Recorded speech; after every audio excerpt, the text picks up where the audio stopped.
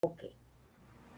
Muy buenas noches, queridos amigos. Gracias por estar aquí un viernes más de este curso básico de doctrina espírita dirigido por nuestro hermano Álvaro Vélez, pareja de la Sociedad Espírita de Cartagena. También con la participación activa de Sembradores del Camino de Bogotá y Fusenda, que pues hace las veces de anfitrión, pero realmente es una participación activa de estos tres centros, además pues de otros invitados nacionales e internacionales. Entonces, antes de iniciar nuestro tema de hoy, nuestra clase 23, el libro de los espíritus, se va a hablar Álvaro sobre el libro de los espíritus, vamos a hacer la oración de inicio. Nancy, te pido que nos hagas la oración de inicio, por favor. Le agradezco mucho, muy amable. Entonces, los invitamos a todos a disponernos en pensamiento, en sentimiento. Elevamos este pensamiento de amor al Padre Creador, al Maestro Jesús, a nuestros guías y protectores de esta tarea, guías y protectores de Álvaro Vélez, nuestro facilitador en este día. Los guíen, lo orienten, lo iluminen, que todo el conocimiento que nos vamos a recibir en la noche de hoy nos sirva de bases fundamentales para el entendimiento, la comprensión de quiénes somos, por qué estamos aquí, de dónde venimos, para dónde vamos. Eso nos ayuda a revisar nuestras acciones, nuestros actos, para realizar nuestra tarea en la que nos hemos comprometido como seres encarnados y como espíritas en este transcurrir de este planeta, acompañándonos, guiándonos, orientándonos para hacer nuestra mejor tarea como los obreros de la última hora en esta etapa que está viviendo el planeta Tierra, su etapa de transición.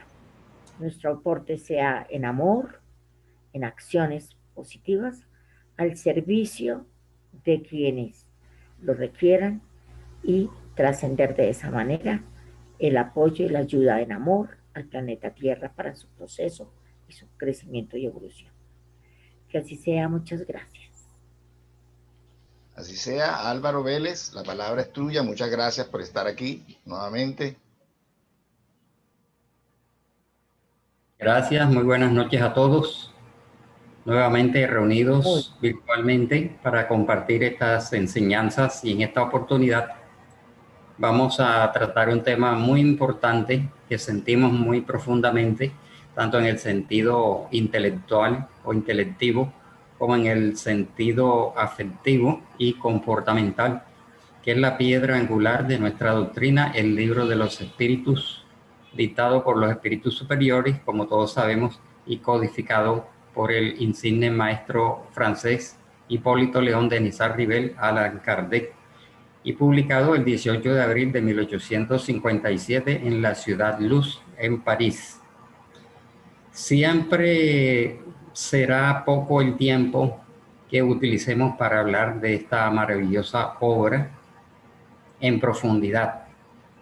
Estas clases apenas sirven para recordar algunos puntos, algunos datos curiosos, datos importantes que podemos recopilar. Se ha escrito mucho sobre el libro de los espíritus, se han hecho muchas ediciones en numerosos idiomas y se puede decir que es el libro más editado, publicado y vendido y leído dentro del movimiento espírita internacional. Allí vemos una representación de la Galería de Orleans, donde fue publicado, vendido por primera vez, ese famoso 18 de abril de 1857, y el único símbolo gráfico en toda la codificación, que es este dibujo que aparece allí en la primera página del libro de los espíritus, fue trazado por un espíritu a través de la mano de una medium. Llama la atención, como dicen algunos, que es el único elemento gráfico en toda la codificación. Llama mucho la atención este aspecto curioso. Y estaría cumpliendo este año 164 años de haber sido publicado. 164 años de luz, esperanza y consuelo para la humanidad, en especial para nosotros los espíritas. Más de siglo y medio. Y vemos entonces que algunos datos importantes. Vemos aquí la fotocopia de la primera carátula en francés y numerosas ediciones que se han sacado por distintas editoras, y seguramente en nuestra biblioteca tenemos algunos ejemplares y otros que han salido mucho más recientemente, como de la Federación Espírita Brasileña, el Consejo Espírita Internacional, y numerosas traducciones. Si mal no recuerdo, la primera traducción al español lo hizo el insigne espírita y divulgador José María Fernández Colavida. Y como sabemos, aparece en lo alto, en el frontispicio, como una filosofía espiritualista, y con especialidad el Libro de los Espíritus, que como ya sabemos contiene los principios de la doctrina espírita. Ahí están en esta obra, y ampliado en las demás obras, por supuesto, los fundamentos, las enseñanzas, los principios de la doctrina sobre la inmortalidad del alma. Este párrafo ha sido numerosas veces, centenares, miles de veces repetido en muchas conferencias. Esos principios tratan sobre la inmortalidad del alma, por supuesto su existencia, ¿no? La naturaleza de los espíritus y cuáles son sus relaciones con el hombre encarnado, ¿no? Habla de las leyes morales, la vida presente, la vida futura, el porvenir de la humanidad, según la enseñanza impartida por los espíritus superiores, con la ayuda de diversos médiums recopilados y ordenados por el maestro Allan Kardec, como ya sabemos. Entonces no vamos a repetir muchos aspectos que ya conocemos ampliamente. El profesor espírita brasileño José Herculano Pires, hacia 1978, se encargó de hacer la introducción, ¿no?, de la editora 18 de abril, el Libro de los Espíritus por la editora 18 de abril, y él escribió estos dos importantes párrafos en numerosas páginas al respecto de esta obra. Con este libro, el 18 de abril de 1857, se inició para el mundo la era espírita. Para nosotros estamos en la era espírita, que ya lleva 164 años, aunque no se ha reconocido ampliamente por la humanidad. En él se cumplía la promesa evangélica del Consolador, del Paracleto o Espíritu de verdad. Decir esto equivale a afirmar que el Libro de los Espíritus es el código de una nueva fase de la evolución humana. Es un importante código que tenemos la fortuna, se puede decir, de conocer, de estudiar, de divulgar y comentar. Y sigue diciendo Herculano Pires, y es exactamente esa suposición en la historia del pensamiento. Hay numerosos volúmenes, hay enciclopedias sobre la historia del pensamiento humano, y en ella muy poco tiene cabida pues la posición del espiritismo, aunque aparecen numerosos diccionarios de Francia y Europa de aquella época y de siglos posteriores.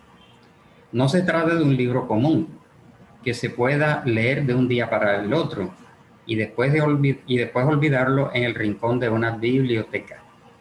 Nuestro deber consiste en estudiarlo y meditarlo, leyéndolo y releyéndolo de continuo, y como ya sabemos, aplicando sus enseñanzas en nuestra vida mental, en nuestra vida emocional y en nuestra conducta.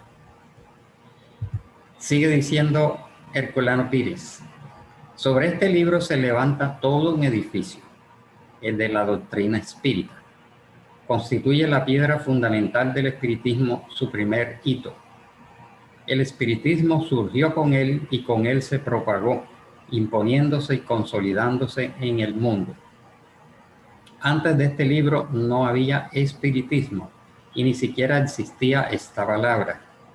Esta frase no es completamente aceptada por muchos, porque hay algunos que de una manera un poco crítica dicen que la palabra espiritismo existía antes de Allan Kardec, pero no hay pruebas de eso, ¿no?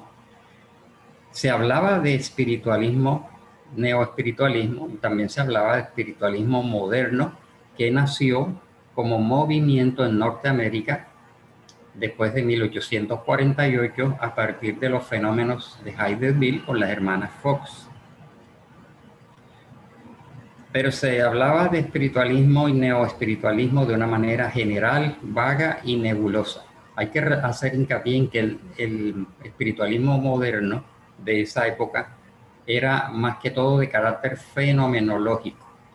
No tenía mucha filosofía ni mucho aspecto investigativo, doctrinario.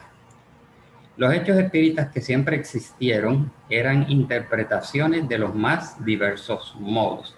Aquí, cuando Kardec utiliza la palabra hechos espíritas, se está refiriendo a la fenomenología mediúnica, pero que él a veces utiliza este término para referirse a ella, ¿no?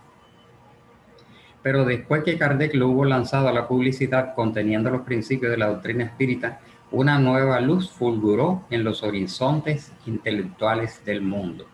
Nosotros los espíritas actuales, así como los espíritas del pasado y los del futuro, tenemos esa responsabilidad de que toda esta proyección de estos autores encarnados y desencarnados se cumpla, porque esa nueva luz, para que pueda fulgurar en los horizontes intelectuales del mundo, requiere de una propagación, de una difusión, de una divulgación que tiene que ser hecha con muy buena calidad. Hay algunos datos interesantes. Fue publicado, como dijimos, el 18 de abril de 1857 y está formado de 4 partes que Kardec denominó libros, porque era la costumbre, ¿no?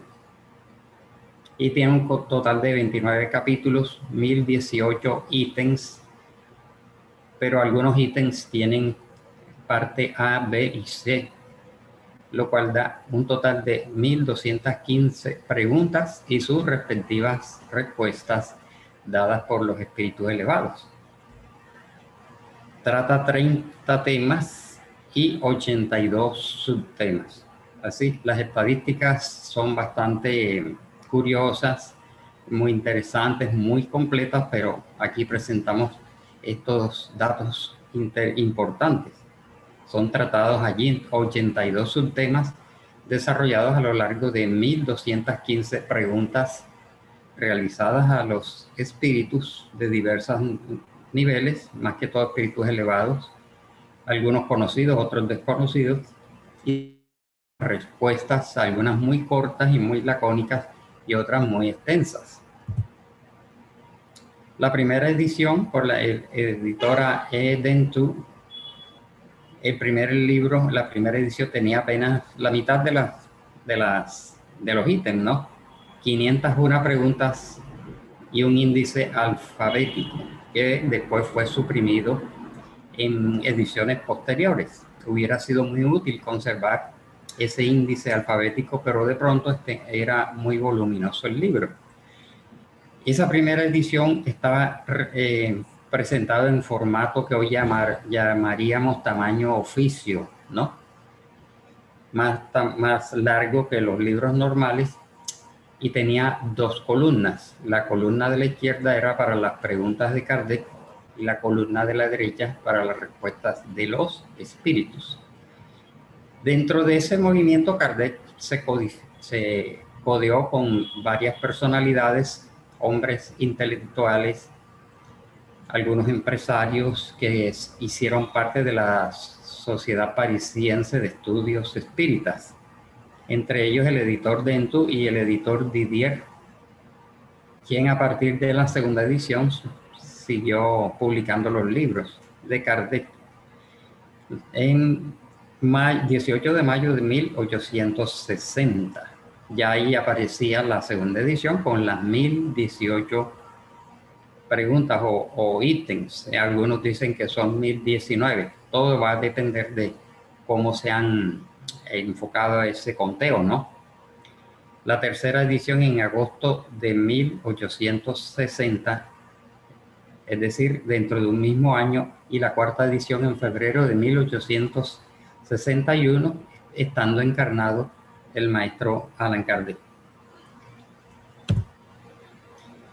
Es interesante también y es muy extensa la historia de los mediums, el primer equipo mediúnico que tuvo Kardec a su cargo.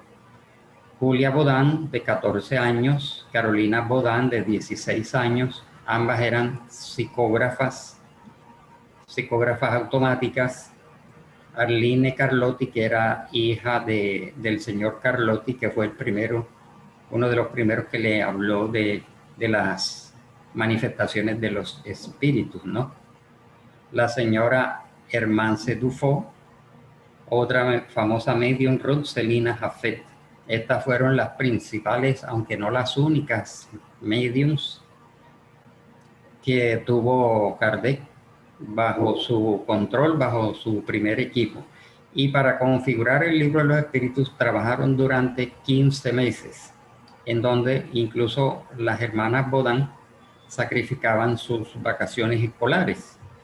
Entonces eran unas niñas que, aunque no tenían mucha formación, tenían una facilidad para la psicografía mecánica, y a través de ella, pues, como ya sabemos, los espíritus dominaban desde la corteza cerebral el manejo del hombro, el brazo, el antebrazo y la mano, para escribir en grandes trazos y tal vez, como ya se sabe, a grande velocidad, las respuestas, que muchas veces las sesiones eran casi que públicas, porque fueron obtenidas muchas de ellas frente a un numeroso grupo de asistentes a esas primeras reuniones, y Kardec confrontaba las respuestas que los espíritus daban en el hogar de la familia Bodán y en otros hogares de la ciudad de París.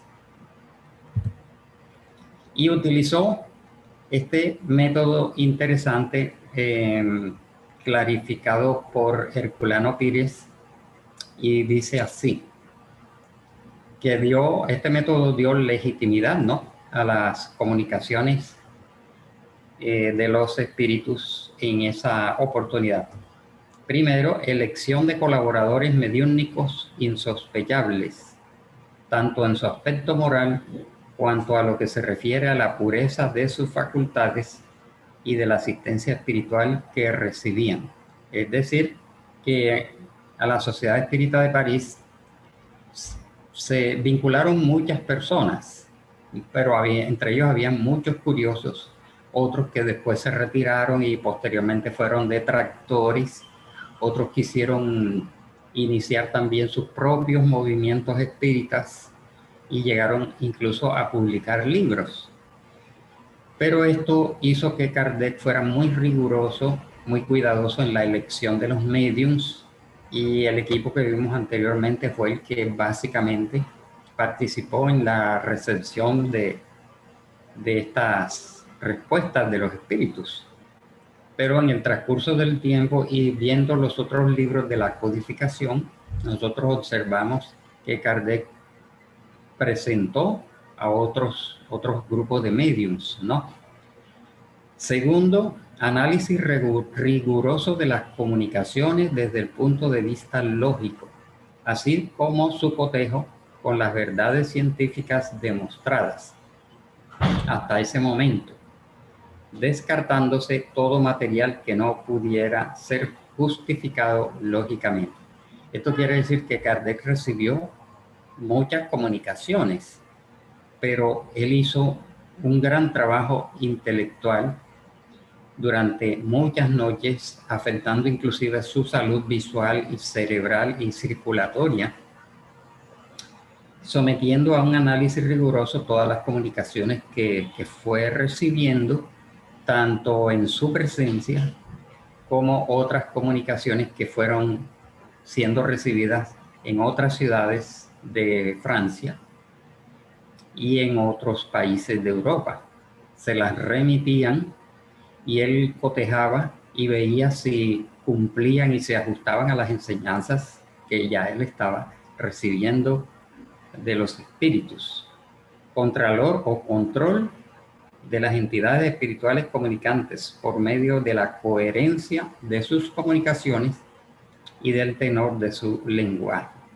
Es decir, que muchas de las comunicaciones que él recibía, además de someterlas al tamiz de la lógica, de la ciencia hasta entonces vigente y del sentido común, las comparaba con las enseñanzas que ya ofrecían como una seguridad, una garantía, y seleccionaba las que guardaban coherencia con las primeras comunicaciones de espíritus elevados, y las iba seleccionando y descartaba el material que no correspondía o que tenía absurdos, porque no se puede descartar, como sabemos todos los espíritas, que no hay medium que no haya sido engañado o tratado de ser engañado en alguna ocasión, ¿no?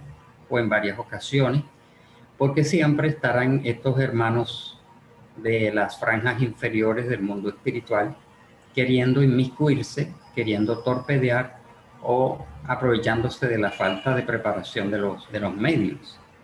Entonces él fue muy riguroso tanto en la elección de los colaboradores, el análisis riguroso de las comunicaciones y la confrontación y comparación de unas enseñanzas con otras, para obtener entonces el consenso universal, vale decir, concordancia de varias comunicaciones obtenidas por los medios diferentes en forma simultánea y en lugares diversos acerca de un mismo tema.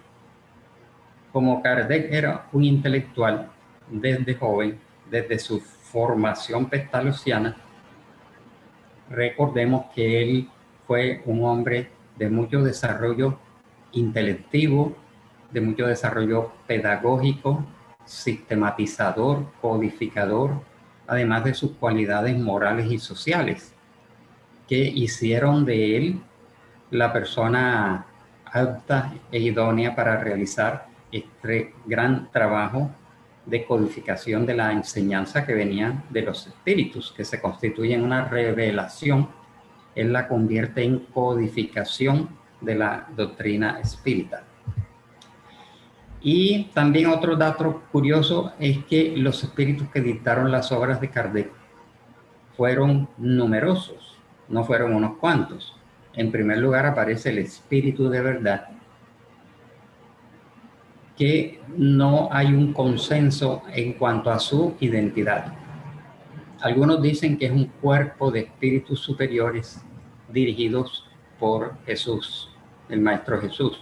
Otros dicen que es el mismo Jesús, porque Kardec recibió algunos mensajes firmados por Jesús, pero por recomendación de sus amigos y sugerencias de algunas entidades prudentes, consideraron que no era oportuno ni que de pronto iba a traer mucha polémica, mucho rechazo, que aparecieran mensajes recibidos, dictados por Jesús.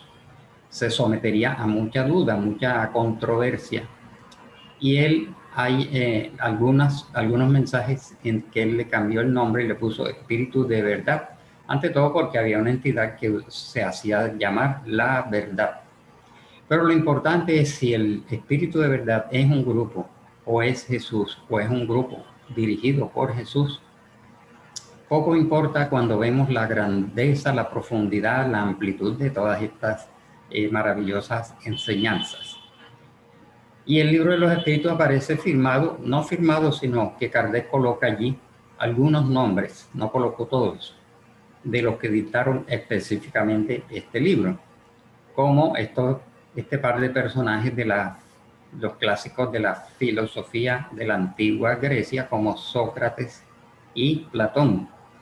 Algunos personajes que aparecen dentro de la Iglesia Católica y que fueron declarados santos, ¿no? Como San Juan Evangelista, San Agustín, San Vicente de Paúl, San Luis, ¿no? Y otro personaje de la iglesia en Francia, que era Lamennais. Ahí está el nombre completo de él, Hugues Félicité Robert de Lamennais, y el famoso moralista francés Fénelon, que él no se llamaba Fénelon, se llamaba François de Salignac de la Motte. Y también aparece Benjamin Franklin y Emmanuel Swedenborg, personajes que ofrecen una garantía y un alto nivel espiritual en todo su grupo, y algunos mensajes también de Hahnemann, el fundador de esta doctrina de la homeopatía, el músico Rossini y algunos otros personajes. Entonces, si nosotros vemos hacia grandes rasgos, vemos que hay espíritus de distinta procedencia, de hebreos, digamos, griegos, franceses, norteamericanos, europeos como Swedenborg, que muestran distintas tendencias. Hay que esclarecer, porque también hay unas personas críticas que dicen que la doctrina espírita está muy penetrada de la religiosidad, el catolicismo, etcétera.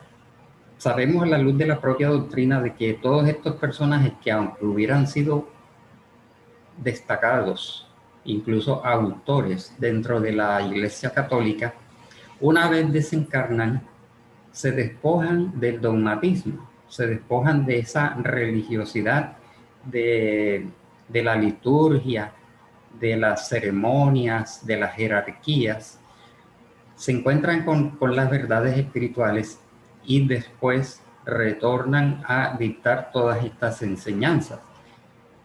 Por ese motivo vemos que en algunos textos incluso se filtraron algunos términos que pueden sonar como a cristianismo y a catolicismo, ¿no? Como Juan Evangelista, San Agustín, Vicente de Paúl, San Luis y Fenelón y Lamennais, ¿no? Entonces también hay un mensaje dictado por Pablo apóstol. Si es Pablo de Tarso, él no fue apóstol. Ya sabemos que fue un gran propagador de la enseñanza de Jesús.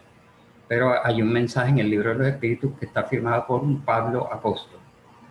Todo esto nos da a entender que los espíritus que dictaron este libro son de muy alto nivel y de distintas procedencias, pero que una vez en el mundo espiritual ellos superan todo el dogmatismo, todo el idealismo en que estuvieron embarcados y adquieren una visión más universalista y siguen evolucionando en la medida en que van reencarnando. El contenido, nunca nos cansaremos de analizarlo, de estudiarlo. Por ejemplo, el libro primero está dedicado, como sabemos, a las causas primeras, que tratan sobre Dios, elementos generales del universo, creación y principio vital. Es apenas como un breve recorderis de estas enseñanzas, de este contenido. Pero el libro segundo es muy rico en enseñanzas y en revelaciones, aunque el libro primero, que es parte del mismo libro, hay mucho esclarecimiento sobre lo que es Dios. No es el Dios de las religiones, no es el Dios castigador, porque se dice que el hombre fue creado a imagen y semejanza de Dios, y el hombre creó a un Dios a su imagen y semejanza, es decir, el hombre se figuró a Dios como antropomorfo, con tendencias, con parcialidades, con emociones que eran características humanas. Incluso por eso se dice atributos, son elementos intelectivos que el hombre le atribuye a Dios en su incapacidad de abarcarlo, en su limitación intelectiva y evolutiva.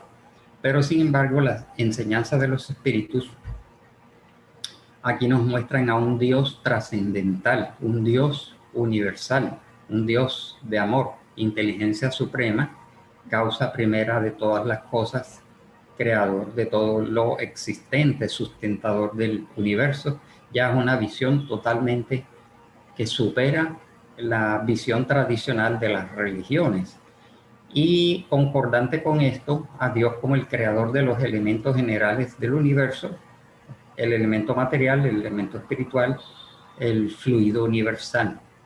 Cómo se dio este proceso en grandes rasgos y el principio vital en los seres vivientes. Entonces el contenido es extenso.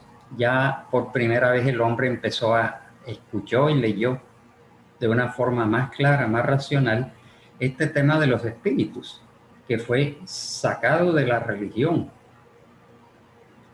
fue sacado de la mitología, fue sacado del esoterismo y del misticismo, y nos colocan a los espíritus como unos seres humanos, en un sentido muy racional, muy objetivo y muy claro. El espiritismo ya no vio más a los espíritus como duendes, como demonios, fantasmas, espectros y sombras, ni mucho menos como muertos, que se comunicaban los muertos, que se creía que el espiritismo era para dialogar y hablar con los muertos. Un enfoque totalmente desfigurado, y ya vimos a partir de allí a los espíritus como seres humanos que ya no tienen un cuerpo físico denso como nosotros, sino que viven en la dimensión espiritual. Habla sobre, como podemos ver allí, la encarnación de los espíritus, retorno de la vida corpórea a la vida espiritual, en unos términos nunca antes conocidos por la humanidad, porque sobre todos estos puntos que vemos aquí en esta lámina, existen vestigios en el pasado. Algunos pensadores, algunos iniciados, algunos escritores, algunos líderes espirituales y algunas configuraciones religiosas y filosóficas, en cierta forma habían hablado de todos estos temas, ¿no? Pero de una forma vaga, imprecisa, nebulosa y hasta tergiversada. Entonces vienen los espíritus que hemos mencionado a esclarecernos de una manera lógica, de una manera clara, lo que realmente son los espíritus, la reencarnación, la pluralidad de existencias, la vida espiritual, el alma, la intervención de los espíritus en el mundo corporal, que siempre había estado, como dije anteriormente, envuelto en el misticismo, el misterio, un enfoque tenebroso, atemorizante, totalmente fuera de la realidad. Incluso hoy en día vemos como ciertos programas y series de televisión, muy del gusto del pueblo, digamos, producciones cinematográficas, algunas novelas, algunos libros, siguen presentando la intervención de los espíritus en el mundo corporal de una forma terrorífica, que no corresponde a la realidad, ¿no? Y por primera vez se nos habla de lo que son las ocupaciones y misiones de los espíritus. Y también, como podemos ver allí, la concatenación de los distintos reinos de la naturaleza. Entonces, el libro tercero ya viene a hablar de las leyes morales, que es una parte esencial y fundamental de nuestra doctrina. El libro tercero, Leyes Morales, en donde aparecen esbozadas y desarrolladas y muy bien explicadas las leyes divinas en estos 12 capítulos. La ley divina o natural, ley de adoración, ley del trabajo, ley de reproducción, ley de conservación, ley de destrucción, que cada una merece una clase. En esos extensos cursos que se realizan en los centros espíritas. Ley de destrucción, ley de sociedad, ley de progreso, igualdad, libertad, ley de justicia, amor y caridad, y el tema de la perfección moral, el perfeccionamiento que nosotros los espíritus estamos llamados a realizar con el esfuerzo propio en un proceso dirigido y racional, muy bien entendido, pero que tiene que ser sostenido con tenacidad sobre el perfeccionamiento moral. Y el libro cuarto, Esperanzas y Consuelos, que habla, que tiene nada más 2 capítulos, penas y goces terrenos y penas y goces futuros, y la conclusión. Entonces, este es apenas el índice. Después, como ya sabemos, posteriormente Kardec siguió recibiendo enseñanzas de los espíritus y siguió completando todas esta codificación con el libro de los médiums, el Evangelio según el Espiritismo, el cielo y el infierno, la justicia divina y la Génesis, y otros libros introductorios y libros complementarios. Entonces sucedió que se ha establecido una conexión entre el libro de los espíritus y los demás libros. Por ejemplo, del libro segundo, capítulo sexto, y el capítulo noveno de los espíritus, se deriva el libro de los médiums, pero no se deriva exactamente en que está limitado a esos 2 capítulos, sino que está muy ampliamente desarrollado, constituyéndose el libro de los médiums en el más amplio y profundo tratado de mediunidad que se ha conocido hasta el presente. Del libro tercero, Leyes Morales, se deriva el Evangelio según el Espiritismo, pero con mucha más amplitud y desarrollo.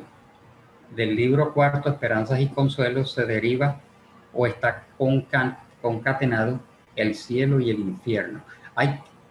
O la justicia divina según el Espiritismo. Lo que sí hay que tener en cuenta es que cuando se dice que son derivaciones, no es que, por ejemplo, del libro cuarto, Esperanzas y Consuelos, Kardec saca el otro libro, sino que la temática guarda, digamos, la misma conexión, la misma temática, como una base, como un preámbulo y un amplio desarrollo muy completo. Por ejemplo, del libro primero, de los capítulos segundo, tercero, cuarto, y del libro segundo, capítulos 9, 10 y 11, se origina la temática de la Génesis. Y de la introducción y el prolegómeno de este libro está concatenado con libros que es el Espiritismo, el Principiante Espírita, el Espiritismo en su más simple expresión y otras obras menores de Allan Kardec. Como hemos dicho, hay que recordar que el espiritismo, la codificación, no solamente son los 5 libros, sino los otros, por ejemplo, los 11 volúmenes de la revista espírita, los libros introductorios y los libros complementarios. Hay bastante que estudiar y leer. Bien, entonces, todos estos libros anteriormente mencionados se constituyen en la revelación espírita. Hacemos entonces hoy esta primera clase, un poco corta podríamos decir, porque el tema del libro de los espíritus amerita una segunda clase. El próximo viernes estaremos realizando la segunda parte porque, como ya sabemos, esta obra contiene mucho material, tiene mucha importancia para nosotros los espíritas y 1 hora o 40 minutos son insuficientes. Podemos considerar la clase de hoy como una introducción al tema que será mucho más ampliado. Analizaremos, por ejemplo, cada uno de esos personajes que vimos que dictaron esta obra y mencionaremos otros cuyos nombres se han escapado, pero que nos indica que fue dictado por espíritus de un gran nivel intelectual y de un gran nivel moral, aunque tuvieran, por supuesto, esos en ubicaciones doctrinarias y religiosas distintas, ¿no? Pero como sabemos, esos espíritus una vez desencarnados se liberan, se van liberando a través de las distintas religiones de esas ataduras, digamos, religiosas, doctrinarias, dogmáticas, y adquieren una visión muy amplia, incluso analizando los mensajes de ellos, vemos que tienen una cierta diferencia entre lo que ellos escribieron cuando estaban encarnados. Por ejemplo, Sócrates y Platón, aunque hablan del mundo espiritual, el mundo de los espíritus, el mundo de las ideas, no lo hicieron con la precisión con que aparecen en el libro de los espíritus, ni mucho menos con el detalle de las obras de André Luis, de Emmanuel y de Juana de Ángelis. Pero siempre podemos hacer un paralelo entre lo que ellos fueron en sus últimas reencarnaciones conocidas y lo que ahora enseñaron. Y otras características del proceso de obtención de esta obra. Entonces, concluimos aquí esta primera parte y tenemos suficiente tiempo para los diálogos.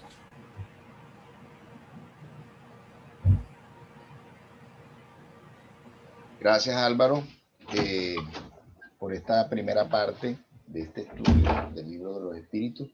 Bueno, tienen oportunidad todos los amigos a hacer sus preguntas. Yo quisiera iniciar con una, Álvaro. Kardec respetó el título, digamos, religioso que tenían estos espíritus. No les, o sea, les dejó San Agustín, San Juan Evangelista.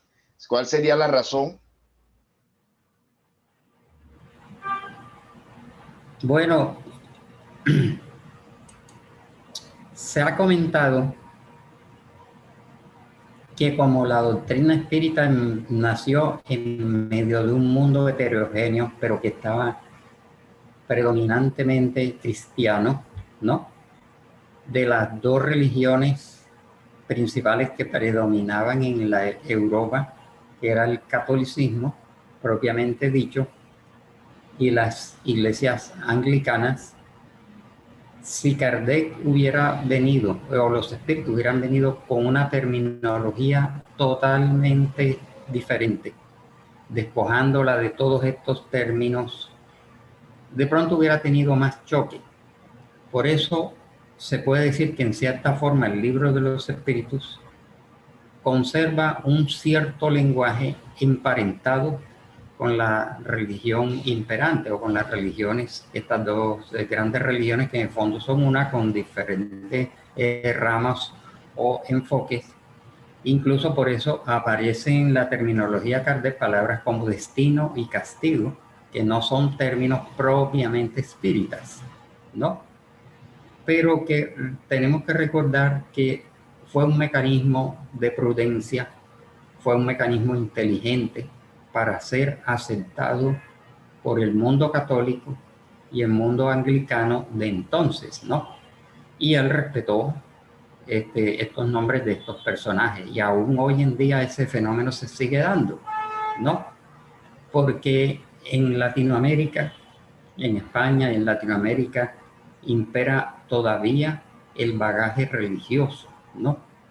Y entonces, como una estrategia, tanto del mundo espiritual como de Kardec, en ese momento no se dio una ruptura total, y que esta terminología incluso servía de enlace psicológico, porque si hubiera sido totalmente científico, podríamos decir, de pronto no hubiera tenido la acogida. Aún así, tuvo demasiados detractores y opositores. Entonces él respetó estos nombres. Listo. Bueno, tenemos dos personas con la mano alzada, Mónica María Arango y Gilberto Acero. Vamos a darle. Y de tercera queda Mabel Escorcia. Vamos a empezar con Mónica. La pregunta es, ¿estas entidades fueron declarados santos por qué religión?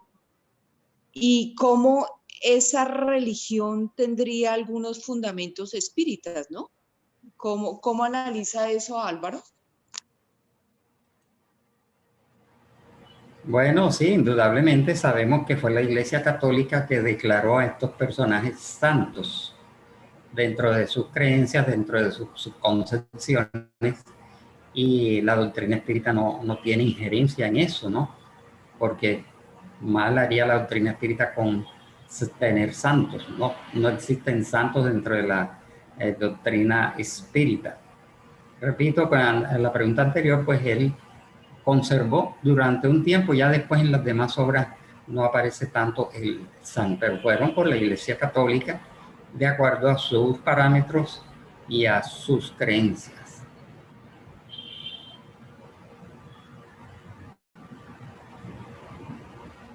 Gilberto Acero. Sí, buenas noches. Muchas gracias por esta charla. La pregunta mía es la siguiente. ¿Cómo debo comenzar a estudiar el libro de los espíritus? ¿Lo tengo que comenzar solo o simultáneamente con otros libros? Muy amable. Bueno, lo más indicado es que la persona asuma el libro de los espíritus de una forma individual, ¿no? Ante todo, si la persona es desconocedora del libro de los espíritus y de los demás libros, o si es principiante, para no enredarse, no complicarse, debe centrarse en esta primera lectura, ¿no? Porque como existen esos métodos de estudio y aprendizaje, una lectura rápida de un párrafo, de un capítulo, de un ítem, una lectura previa informativa y después retornar a repasarla de una forma más lenta, más detallada, más minuciosa para extractar y asimilar, ¿no?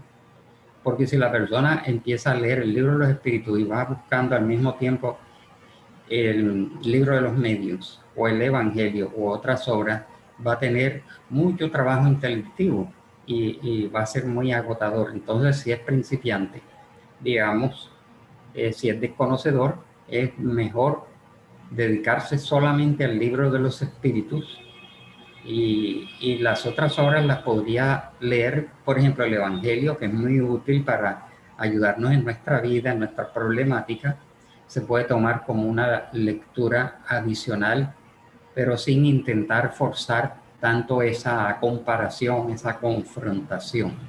Entonces es recomendable primero dar una lectura informativa, una lectura rápida, para enterarse de qué contiene ese párrafo, ese ítem o ese capítulo.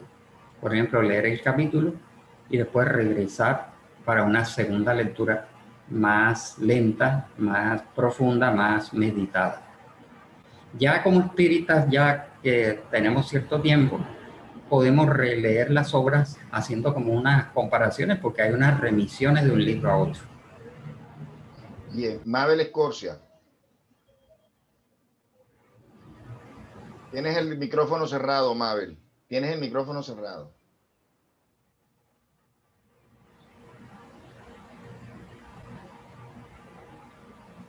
Sí, adelante. No, Sigue apagado. No lo ha encontrado el micrófono. Es un celular, puede tocar la pantalla. Sí, ya. Muchas gracias, Abel, por siempre tenerme en cuenta y enviarme siempre el link. No asisto a veces por asuntos soy profesora virtual y a veces hasta por la noche los jóvenes, porque como soy de la educación oficial, entonces siempre me están llamando y los estoy atendiendo, pero a mí me encanta escuchar la doctrina espírita, porque a mí me gusta mucho aprender de los hermanos mayores. Entonces, cuando lo escucho usted hablar de los espíritus de verdad, traigo a mi mente los hermanos mayores. Estos hermanos mayores, creo yo, considero que son los ángeles, son los seres de luz que han alcanzado una evolución donde se llega a la perfección. Entonces la pregunta es, los que estamos aquí en la Tierra, ¿podemos comenzar ya a construirnos como espíritus de verdad? Los que estamos aquí en la Tierra. Sí. No, estamos todavía lejos de esos niveles, ¿no? Porque los espíritus somos imperfectos, pero perfectibles. Estamos en un proceso evolutivo y la verdad es que estamos lejos de esos niveles que pueden ser denominados como espíritus guías, espíritus de luz, espíritus protectores, ángeles de la guarda, etcétera. Son distintas denominaciones. Ellos son los mismos espíritus de verdad, ¿cierto? No, en el... Los ángeles, los arcángeles, los que llamamos hermanos mayores, Jesús. Exactamente, aunque es una terminología que viene heredada de la religión católica, ¿no? De la iglesia, son términos que nos sirven para ilustrarnos de mostrar la elevación de esos seres, ¿no? Pero específicamente el espíritu de verdad es un conglomerado de espíritus superiores que participaron en dictar estas enseñanzas sin que ellos se hayan llamado a sí mismos santos o ángeles, ¿no? Entonces, no hay una precisión al respecto, pero nosotros tratamos de atenernos a la terminología, ¿no? Por ejemplo, cuando decimos ángeles, es un término comparativo para indicar la gran elevación de esos seres. Y el espíritu de verdad, en términos generales, se puede considerar como una sola entidad que interviene parcialmente en estas enseñanzas. Álvaro, hay otra pregunta. Dice, ¿qué criterios tomó Kardec para descartar los mensajes de los espíritus inferiores? ¿Qué criterios utilizó? Sí, ¿qué criterios utilizó Kardec para descartar los mensajes de los espíritus inferiores? Bueno, usó varios tamices, ¿no? Y que nosotros, los espíritas de la actualidad, incluso en nuestras sesiones mediúnicas, la famosa frase, no creáis a todo espíritu, porque los hay de todas las clases y de todas las intenciones. Debemos ser muy criteriosos en analizar los mensajes que cuando haya práctica mediúnica se reciban, ¿no? El primer criterio es el criterio de la razón. Analizar a la luz de la razón y de la lógica lo que los espíritus están diciendo. El segundo criterio es el sentido común, cuando no digan un absurdo. El otro criterio es el de la ciencia, lo que la ciencia ha demostrado hasta el momento, ¿no? Por ejemplo, la ciencia ha demostrado que la Tierra es redonda y que la Luna es la Tierra. Pero si viene un científico a decir que la Tierra es cuadrada y la Luna es triangular, ya eso contradice la ciencia, o algún otro mensaje que contradicen el sentido común o contradicen la lógica. Y otro criterio que Kardec utilizó fue confrontar espíritus, el mensaje de espíritus ya garantizados con los nuevos mensajes. Sin embargo, Kardec utilizó en el cielo y el infierno mensajes de espíritus inferiores. Parece mentira porque ellos estaban corroborando desde su punto de vista lo que habían dicho los superiores. Así Entonces, es muy criterioso. Y eso, perdona, y eso de hablar, si él utiliza esos mensajes, ¿eso no también le empaña su trabajo? No, porque cuando lo que pasa es esto, que en el libro El cielo y el infierno hay muchas enseñanzas que vinieron de espíritus elevados, ¿no? Dando las grandes verdades, las grandes enseñanzas. Pero hay un capítulo de espíritus sufrientes, capítulo de espíritus suicidas, espíritus endurecidos, espíritus arrepentidos, espíritus de mediana condición y también mensajes de espíritus felices, para que sirvieran como ejemplo de por qué un espíritu sufre, o porque está resentido, o porque se suicidó, o porque fue criminal. Son espíritus que vinieron a contar sus experiencias, pero no empañan la obra, porque sirven de ejemplos. Álvaro, hay otra pregunta que dice, ¿por qué siendo un libro con enseñanzas tan profundas y de un lenguaje sencillo y muy claro, por qué no es comprendido por algunas personas? Sí, el mismo Kardec se refiere a la falta de madurez del principio moral, ¿no? Del sentido moral, la falta de madurez. También la trayectoria que ese espíritu, que esa persona ha tenido en reencarnaciones anteriores, ¿no? La trayectoria de maduración que estamos teniendo a través de numerosas reencarnaciones nos va haciendo más aptos para comprender todas estas enseñanzas que están en un lenguaje sencillo, y otras personas, aunque a pesar de ese lenguaje sencillo, digamos, no lo comprenden o no lo aceptan. Y en cuanto a lo que dice la señora Mabel, de que si estos mensajes de espíritus de sufrientes, ellos no empañan la obra porque fueron recibidos en un equipo mediúnico que tenía todo el control y toda la educación. Sirvieron de ejemplo en donde esos espíritus se comunicaron en su debido tiempo para decir por qué están sufriendo, cuáles fueron sus fallas, y a esos medios no les pasó nada. Ellos se mantuvieron siempre saludables porque había un control, una protección y una ayuda. Dice, otra pregunta, ¿se puede decir que las enseñanzas dadas en el libro de los espíritus han sido superadas? ¿Han sido qué? Superadas. Bueno, desde el punto de vista científico, sí.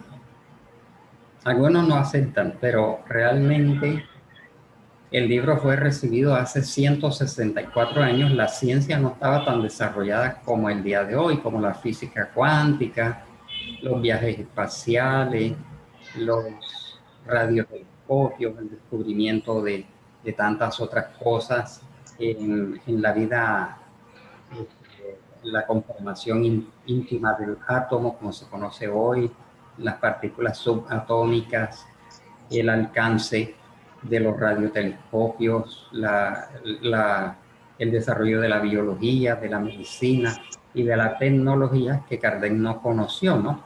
Entonces las enseñanzas estaban apropiadas a esa época, y hoy hay mucho más avance, pero la esencia, las verdades trascendentales que están en el libro de los espíritus son universales, no tienen tiempo, siguen siendo vigentes. Solamente el avance de la ciencia es lo que muestra como una diferencia. Bueno, Álvaro, maneja tú estos minutos restantes. Sí, ya sabemos que tienes la restricción de tiempo, así que te dejo que manejes estos minutos restantes, sea con conclusiones, sea con otra pregunta, en fin. Y por favor, como siempre, terminas con la oración. Bueno, habiéndose cumplida la hora fijada para estas clases y dejando material para la segunda clase sobre el libro de los espíritus, que queda como una invitación a que lo volvamos a leer, lo volvamos a estudiar para ir comprendiendo la profundidad de estas enseñanzas, y seguros de que cada vez que lo leamos y lo estudiemos vamos a encontrar mucha más enseñanza y más claridad, porque nuestro espíritu también va madurando, ¿no?, con el tiempo. No es lo mismo cuando acabamos de conocer la doctrina espírita, leer el libro de los espíritus, que leerlo 10 años después de militancia espiritual. Encontramos más sustancia, más profundidad. Y hay cosas que estaban apenas esbozadas en el libro de los espíritus que fueron desarrolladas en los demás libros, ¿no? Y el propio Kardec, cuando él recibió las primeras enseñanzas de los espíritus, él no era espírita, él no conocía la doctrina espírita, se estaba apenas elaborando, y él fue madurando. El propio Kardec, su sentido de espírita se nota a través de los distintos libros, y a medida que se fueron recibiendo los libros, hay menos de los espíritus y más de Kardec. Es decir, en los primeros libros hay mucho mensaje de los espíritus superiores, y en los últimos mensajes, en los últimos libros, hay más intervención del propio Kardec, por inspiración también y por maduración de él mismo. Entonces, concluimos así. Vamos a dar gracias a Dios